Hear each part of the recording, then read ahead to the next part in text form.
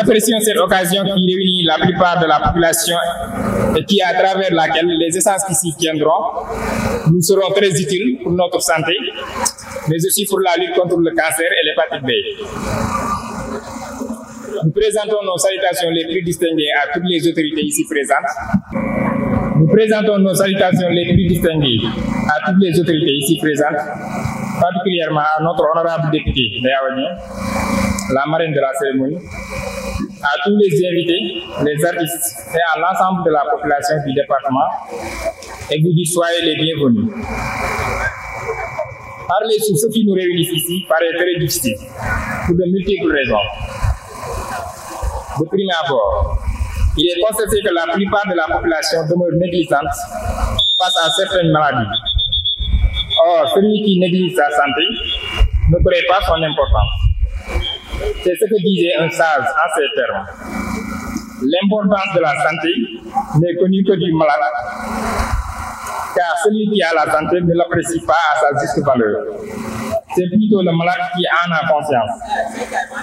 Donc, votre état de santé, donc maintenir votre état de santé, vraiment, c'est prévenir les maladies, d'où l'adage suivant, mieux vaut prévenir que guérir. Par ailleurs, il est admis que la meilleure façon d'éviter une maladie, c'est de respecter les mesures de prévention sanitaire. Alors, si ces dernières sont concernant le cancer de l'hépatite B, le cancer et l'hépatite B sont mises en place, la population ne devrait que les respecter pour la préservation de notre bien-être. Le combat demeure un défi majeur de santé publique. De ce fait, nous avons constaté que à chaque année, le cancer comme l'hépatite B déploie des effets néfastes à l'égard de la population.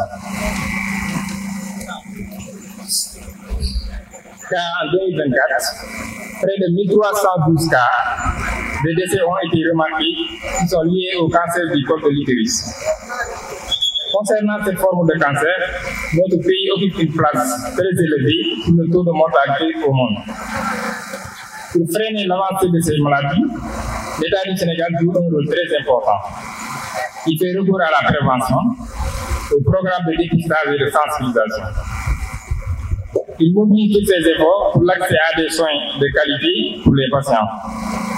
Constatant tous ces axes, la population ne devrait pas rester les bras croisés. Nous devons nous mobiliser, d'assister à ces journées de sensibilisation, mais aussi faire élargir les essences qui s'y tiendront ici, pour que tout le monde en prenne conscience. Enfin bref, la lutte contre ces maladies nécessite la participation de tout un chacun pour freiner l'avancée de ces derniers. Nous vous remercions encore une fois pour votre présence et votre attention. Merci beaucoup. Salam alaikum. maa ngi leen di nuyu yéen ñëpp di rafetlu seen teewaay. On répond au nom de Adama Souare, étudiante à la faculté des lettres et sciences humaines de Dakar. Étant la coordonnatrice du mouvement Koungheul Notre Priorité, consciente des enjeux qui ne cessent d'enfreindre le développement de notre territoire, j'ai pris la nécessité de m'engager et de vous prier à faire pareil afin de voir notre Koungheul au rang de ceux des succès. Étant jeunes, nous devons faire preuve de responsabilité, à savoir participer au mouvement dans les associations, car je trouve qu'il n'y a pas meilleure voie que celle-ci. Donc, qu'attendons-nous? Il est temps de changer cette ère. Alors, la seule chose qui doit nous importuner, c'est d'être à la service des Koungheullois. C'est dans cette logique, mesdames et messieurs, chers invités, que le mouvement citoyen Koungheul Notre Priorité, dans son entièreté et toute section confondue, s'est réuni ici pour sensibiliser les populations de Koungheul à propos des deux épidémies dangereuses qui se propagent chaque jour et continuent de gagner du terrain au sein de notre société. Je veux parler du cancer et de l'hépatite B, dont je vais essayer d'apporter une explication très limitée, puisque je ne suis pas spécialiste en santé publique. Mais d'après quelques recherches effectuées sur ces catastrophes Le mieux, c'est de prévenir mes citoyens, car mieux vaut prévenir que guérir. Ma camarade, ma sœur, camarade, en l'occurrence, mademoiselle Aminata Camara, qui me suivra plus tard dans la prise de parole, nous servira plus d'approfondissement sur les deux maladies évoquées ci-dessous. Je n'irai pas loin, mes camarades, mesdames et messieurs, car nous sommes confrontés à une contrainte de temps. Et ce qui me reste à présent, pour conclure, c'est de vous adresser mes chaleureux remerciements à toute l'assistance. Votre forte présence à cette journée est d'une grande importance. Merci encore une fois. Bonsoir tout le monde. Bonsoir, chers invités. Je tiens avant tout d'abord à saluer cette chère délégation. Je tiens aussi à remercier la marraine, Madame Ndeye Awadien. Je pouvais même laisser à notre cher conférencier nous parler sur une thématique qui revêt d'une importance capitale, qui est l'hépatite B, qui est en train de faire des ravages au sein de notre cher département qui est Koungheul. Je ne vais pas tirer en longueur. Je tiens juste à dire aux autorités d'accompagner ces jeunes, car ils sont en train de faire un travail remarquable au niveau du département de Koungheul. Car nous les jeunes de Koungheul, nous devons conscientiser nos semblables et essayer aussi d'aider notre département afin que nous pouvons participer au développement de notre cher pays. Merci. Je réponds au nom de Fatou Sarr, je suis étudiante en licence 3 au département de sociologie à l'université Gaston Berger de Saint-Louis. En même temps, la présidente de la section féminine de ce mouvement. C'est avec une profonde émotion et un sens aigu du devoir que je prends la parole en tant que présidente de la section féminine de ce mouvement. À l'occasion de cette journée de sensibilisation sur le cancer et l'hépatite B, aujourd'hui, nous ne sommes pas unis seulement pour écouter des chiffres et des statistiques. Nous sommes ici pour donner un visage humain à des maladies qui touchent nos familles, nos communautés et parfois nos propres corps, mais également pour parler de deux ennemis silencieux qui frappent sans prévenir. Le cancer ne choisit pas ses victimes, il frappe sans distinction d'âge, de statut ou de sexe. Mais nous savons aussi que les femmes sont particulièrement exposées à certains types de cancers, notamment le cancer du sein, le cancer du col de l'utérus.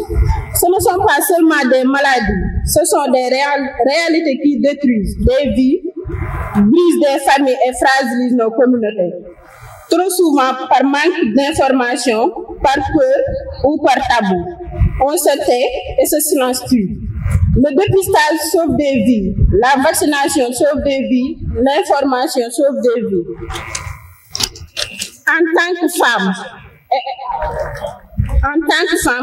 que citoyenne et membre actif de ce mouvement, nous refusons d'être spectatrices. Nous choisissons d'agir, de parler, de sensibiliser.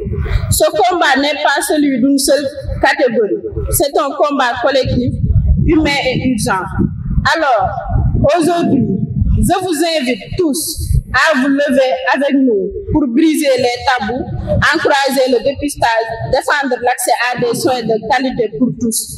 Parce que protéger la santé, c'est protéger la vie. Et aucune vie ne doit être négligée.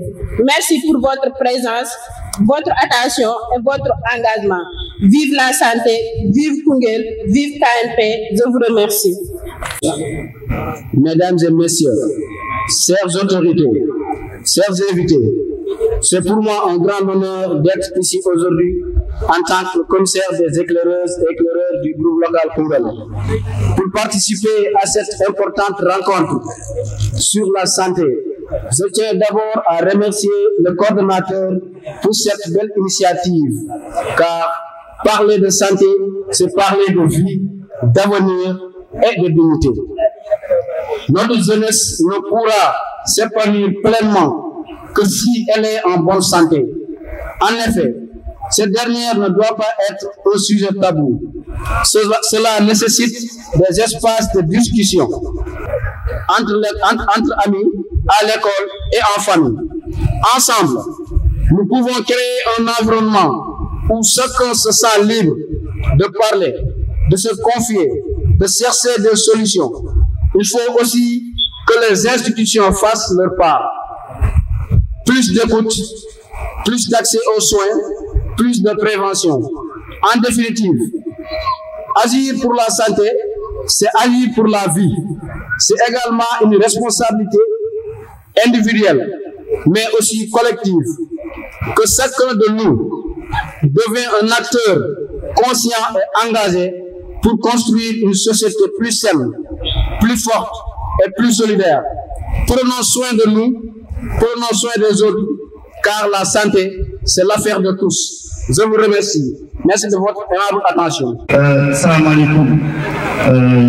Mbooloo mi maa ngi nuyu ku si nekk si turam ak santam di nuyu autorité yi fi toog mon cher professeur madame Ndiaye chargé de mission et monsieur Diatta le PRT du mouvement Club EVF.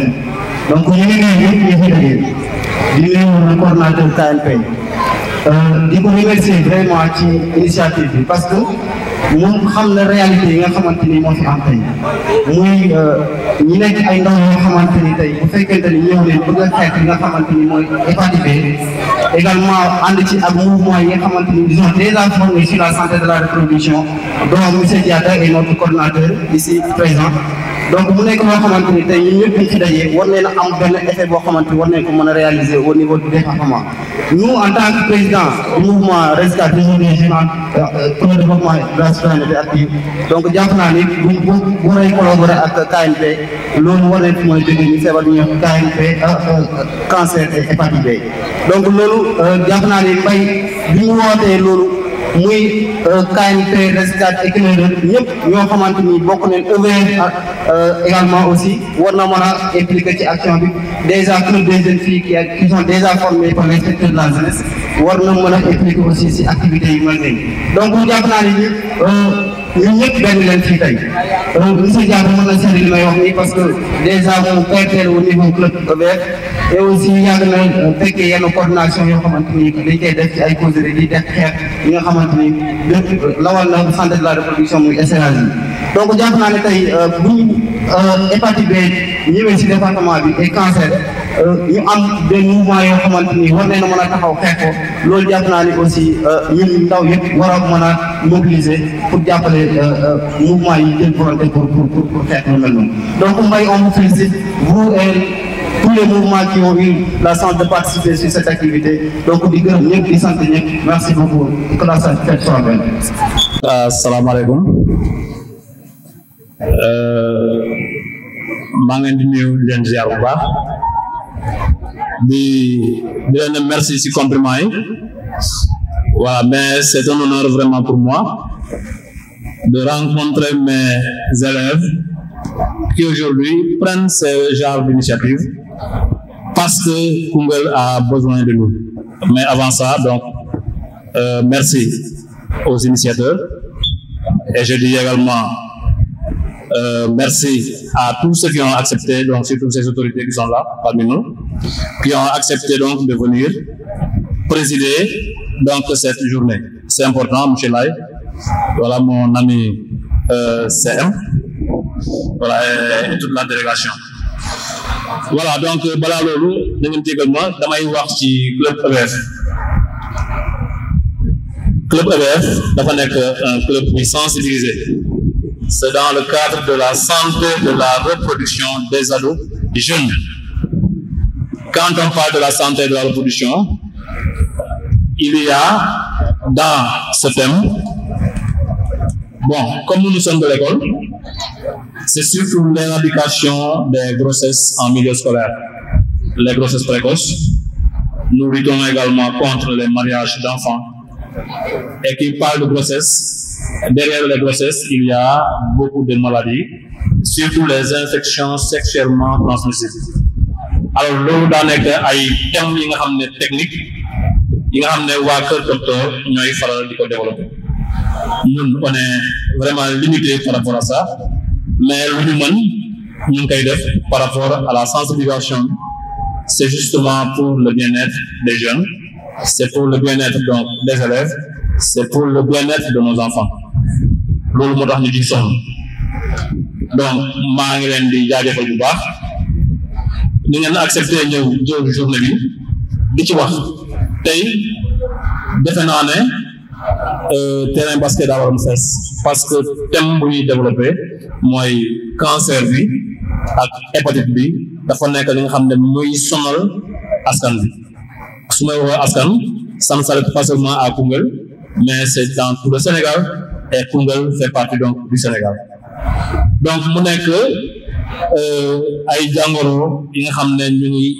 sonal askan bi alors ñun dañuy faral suñu sensibilisation bi dañuy wax ñu surtout focaliser wu ci olof bi bien vrai que olof bi leerul mais lu ñu soxal ci sensibilisation bi mooy ñëpp mën a comprendre lan moo tax ñu fi taxaw lan moo tax ñu nekk fi donc xam naa ne suma élèves yi mooy les LEA on les appelle les leaders élèves animateurs nañu gratifier ci benn prestation pour justement ñu mun ñu expliquer lan mooy cancer lan mooy hépatite donc duma sori pour bañ a tenir nit ñi wala abuser seen temps bi defe naa ne dinaa bàyyi xale yi ñu ñëw jouer seen pièce théâtrale maintenant à partir de pièce théâtrale bi nañ ci mën a comprendre lu bari donc nee naa leen man je suis comme professeur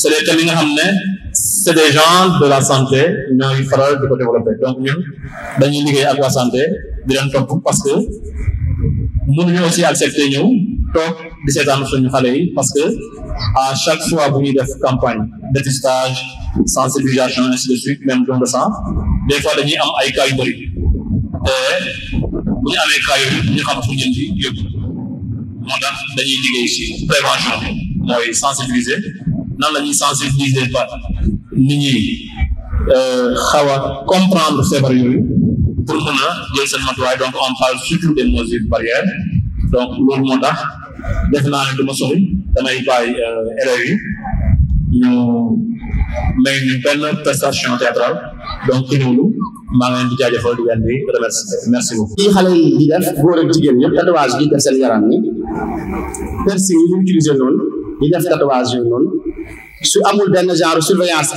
rigoureuse ak stérilisation rigoureuse yi matériel yi utilisé mën na permettre nga am ko da nga gis koo xamante ni day jékki-jékki am hépatite B du xam fu mu ko jëlee parce que dafa war a xool si mode de transmission yi wax ni fan la si war a jaar su nekkee mën na ne bon comme c'est par voie sexuelle moi du ma def loolu noonu donc waruma ko am fekk ne y a d'autres modes de transmission yoo xamante ni mën na la ko jox donc il faut être vigilant sur tous les modes de transmission. Voilà, tout simplement nit nga gis nit gaañu def accident nga bëgg ko dimbale sang bi mu ngi saigné hémorragie am na au lieu nga ab solo gant nga jël sang boobu noonu di ko yëkkati wala di manipuler sang boobu nga xamante yow xamoo kooku noonu état vaccinal fu mu toll des fois ça arrive nit xeex ñu dox ko mu gaañu wala mu daanu gaañu nga jël sa loxo di ko si pour arrêter ko saignement bi loxo muy arrêté ko saignement bi kooku noonu mën la wàll sans pour autant nga xam ko donc il faut ñu éviter tout contact avec le sang soo nekkee solo ay gants stériles yoo xamante ni mën la permettre mën la empêcher donc nga am la transmission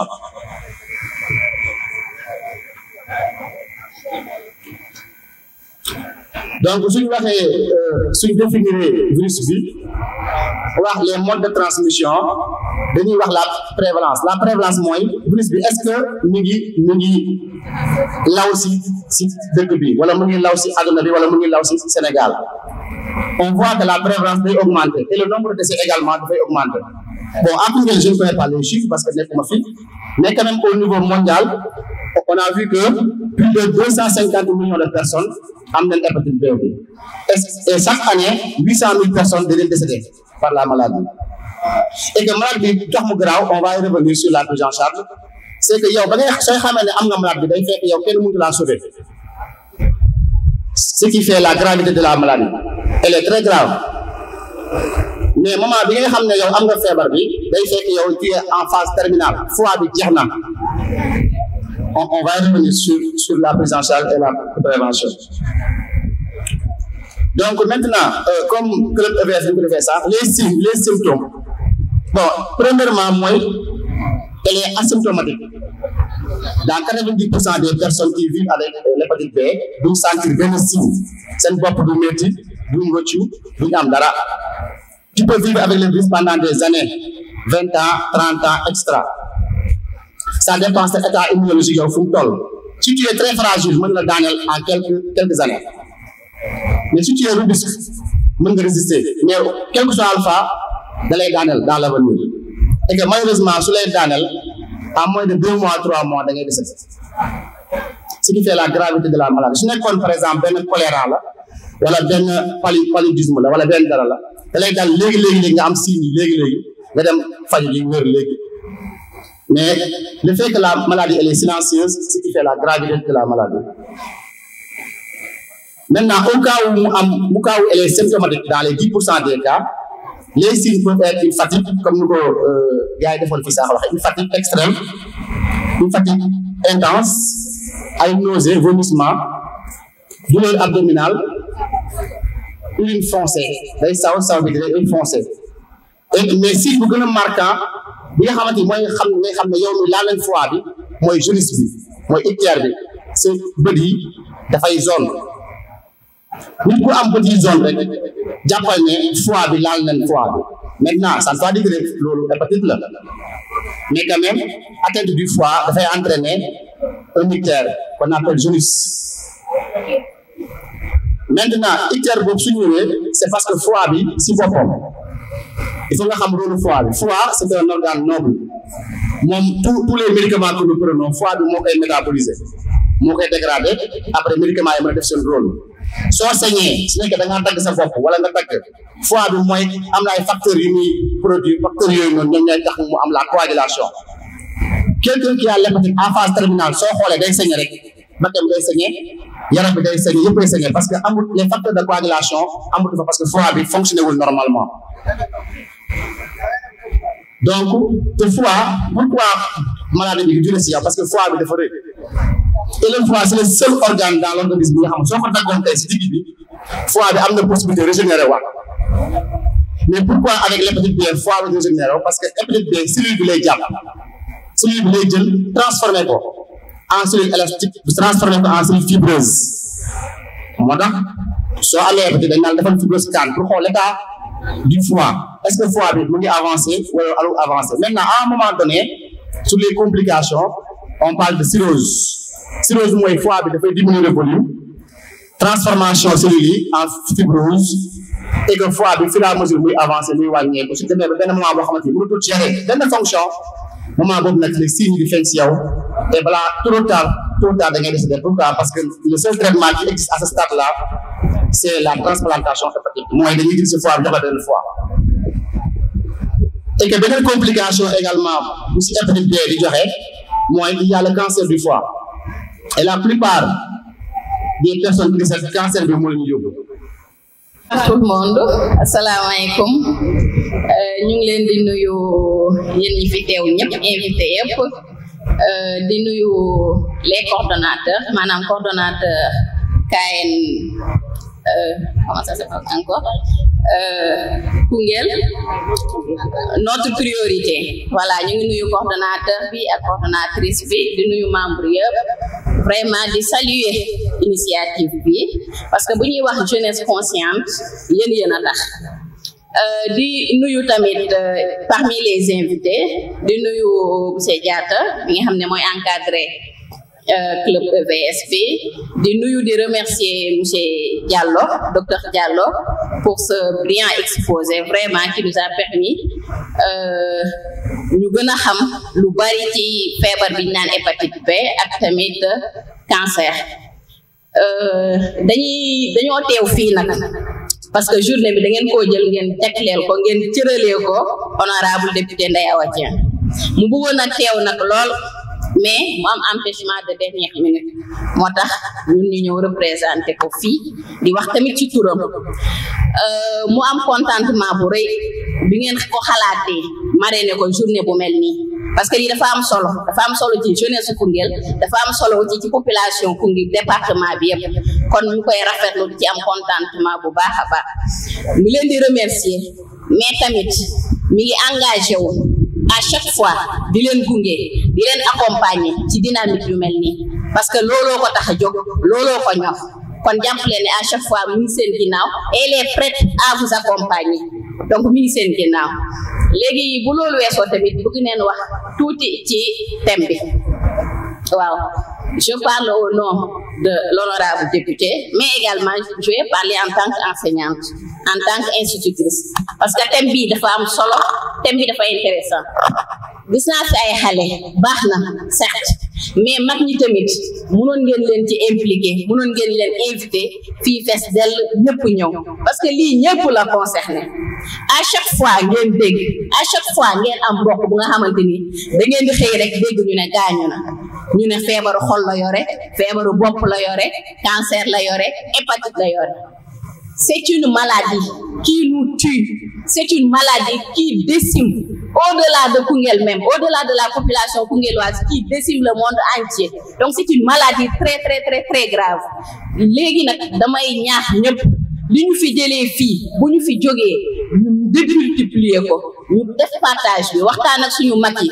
waxtaan ak suñu rakk yi suñu yaay yi suñu maam yi ñu gën a xam danger maladie bi ñu gën a xam nan ak nan la ñuy def ba mun koo moytu parce que wax neen fi lépp nan la ñuy def ba feebar bi du yegsi si ñun bu yegsee si ñun nan la ñuy def ba faj ko nan la ñuy def ba moytu ko lépp wax neen ko fi j'espère que nag li ñu fi prestation yi fi club EVS bi def ak exposé monsieur docteur Diallo bi yëpp comprendre neen ko bien vrai que nag amuñu occasion amuñu temps poser les questions nécessaires pour plus de détails bien vrai que amuñu temps boobu mais hôpital mi ngi fi club EVF fi élèves yi ñoo fi ëpp club EVF mi ngi fi bu ngeen déplacé woo gis kenn mun nañ leen teg ci yoon gunge leen comme ni ñu ko gisee sànq sketch information yu ngeen bëgg a am yëpp ngeen am ko suñu yaay yi tamit ñu sensibiliser leen ba leen bàyyi di toog ci kër yi di am métit di jënd paracétamol di jënd lii di naan non neen dem hôpital def consultation neen dem hôpital ñu def consultation lu nekk si ñun ñu génnee ko ñu xam ko ñu teel a mën a faju chaque année fii dinañ def ay dépistage octobre rose dinañ def dépistage cancer du col de l'utérus dinañ def dépistage cancer du sein mais tuuti jigéen nga fay gis te feebar bi daf ñu sonal dafa sonal jigéen ñi feebar bi métti na métti waay bu nga xamante ni ku xam ku ko dund ak ku ci jaar di nga dem di defi dépistage bi donc ñu sensibiliser surtout jigéen ñi nañ leen gën a sensibiliser ñu xamal leen danger yu ci feebar bi yëpp parce que jigéen ñi bu ñu conscienté feebar bi mun na bañ a law jigéen ñi ñoo nekk ci kër yi jigéen ñi ñooy sëy jigéen ñi ñooy toppatoo njaboot yi ñooy gën a jege njaboot yi donc lu ci war lu ci bëri jigéen ñi ñoo ko gën a mën togg yi jigéen ñi la te am na lu mu feebar bi côté yu bëri yi nga xamante ni cancer dafay jóge si ñuy togg bi yooyu donc neen gën a rapproché aussi jigéen ñi suñu yaay yi suñu sœur yi gën leen sensibiliser li ngeen fi jëlee tey daal bu ko kenn téye pour boppam bu ngeen demee seen kër yi na ngeen ko partagé ak ñëpp waaw loolu laa amoon lu ma ciy wax